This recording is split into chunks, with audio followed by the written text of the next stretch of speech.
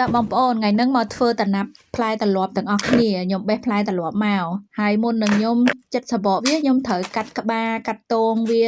ធ្វើមិនដើម្បីឲ្យយើងស្រួលចងខ្សែអញ្ចឹងណាបន្ទាប់មកយើងត្រូវចិត្តសបកឲ្យស្អាតសបកផ្លែត្រឡប់ហ្នឹងកន្លោះកលៀកន្លែងណាក៏ដោយក៏យើងត្រូវចិត្តសបកដែរចំណែកឯក្បាលវានេះយើងពិបាកចិត្តពេកក៏យើងយកកបិតនេះឆ្កៀចេញមកនេះដូចខ្ញុំធ្វើអញ្ចឹងណាតែត្រូវប្រយ័ត្នថាកុំឲ្យដាច់តងតែដាច់តងនឹងអត់មានកន្លែងចងខ្សែយកទៅហាលទេបងប្អូនណា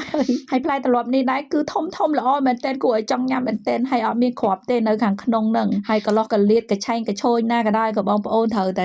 យកសបកវាចេញទាំងអស់មកដើម្បីឲ្យងាយស្រួលអញ្ចឹងណាហើយផ្លែត្រឡប់ថ្ងៃនេះខ្ញុំបេះបានប្រហែលជា10ជាងផ្លែទេ12 13ផ្លែទេហើយធំធំមែនទែនហ្មងមើលណែ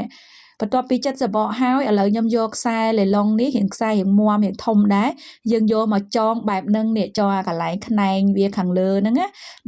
ដែលយើងទុកវាហ្នឹងណាងាយស្រួលចងហើយបងប្អូនមានវិធីសាស្ត្រដែលធ្វើមានបទពិសោធន៍ធ្វើដំណាប់ទម្លាប់ហ្នឹងណាជួយប្រាប់ខ្ញុំផងព្រោះអីនេះខ្ញុំធ្វើតាមដែលខ្ញុំដឹងទេ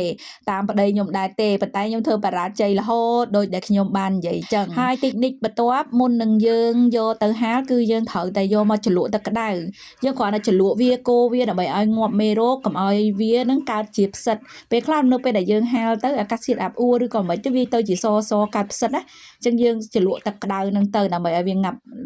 មេរោគនិងកុំឲ្យវាឆាប់កើតផ្សិតអីចឹងទៅឥឡូវខ្ញុំយកមកហាលហើយអត់មានអីហាលទេគឺយកតែពួកកៅអៅមកហាលហើយនៅពេលដែលខ្ញុំ